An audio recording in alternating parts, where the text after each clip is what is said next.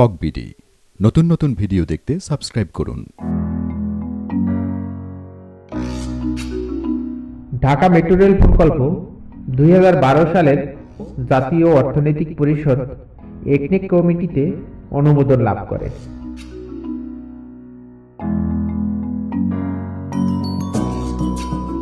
$20.10 kilometre দীর্ঘ এ প্রকল্পে ব্যয় হবে 21,985 কোটি টাকার মতো।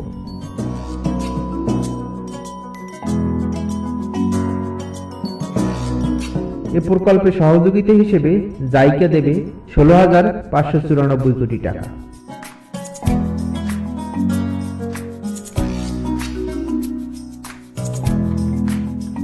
প্রকল্প পরিকল্পনা অনুযায়ী উত্তরা থেকে মতিঝিল পর্যন্ত রেল চালু হবে দুই দিক থেকে।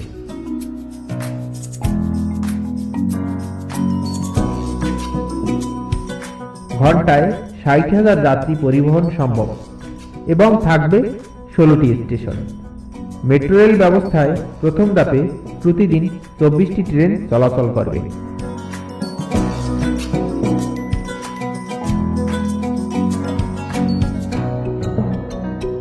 প্রতিদিন সকাল 6টা থেকে রাত 11টা পর্যন্ত ট্রেন চলবে। প্রত্যেক ট্রেনে থাকবে 6টি বগি। একটি ট্রেনে 1,996 জন যাত্রী পরিবহন সম্ভব হবে। এর মধ্যে বসে যেতে পারবে 942 জন, বাকিরা দাঁড়িয়ে যেতে পারবে।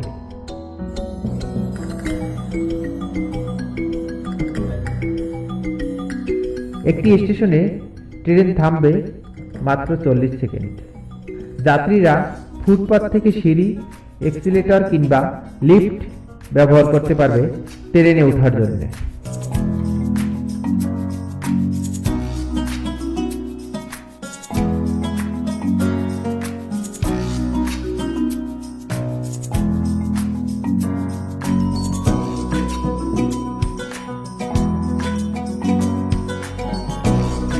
মেট্রো রেলের প্রতিটি পিলারের ব্যাস হবে 2 মিটার, ভূগর্ভস্থ অংশ ভিত্তি হবে 3 মিটার, উচ্চতা হবে 13 মিটার।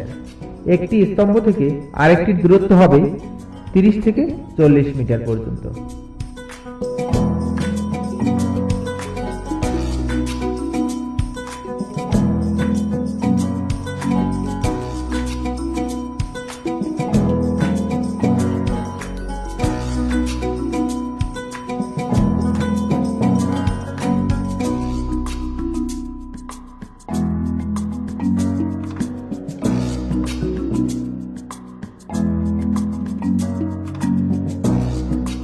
স্তম্ভের ওপর পাশাপাশি সমান্তরাল 2টি রেলপথ থাকবে এবং লাইনগুলো প্রস্থ হবে 9.1 মিটার।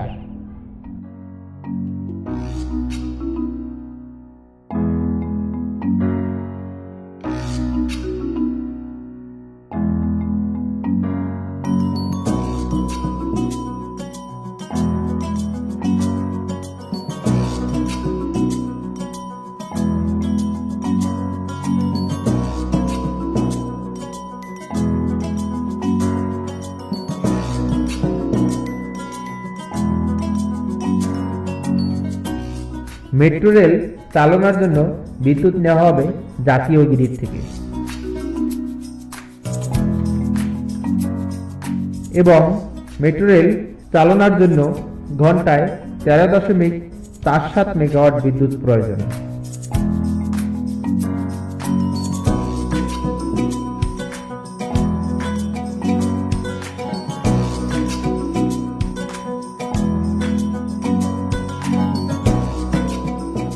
এজন্য উত্তরা, পল্লবী, তালতলা, সোনারগাঁ, বাংলা একাডেমি এলাকায় 5টি বিদ্যুৎ উপকেন্দ্র থাকবে।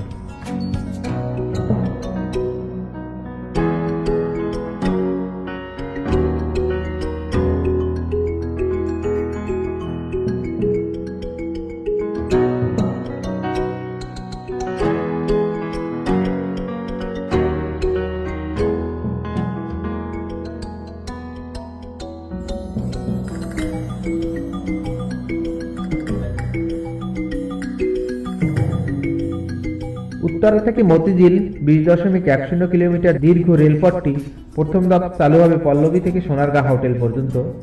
এই 11 কিলোমিটার রেলপথ চালুর পরিকল্পনা রয়েছে এবছরের মধ্যেই।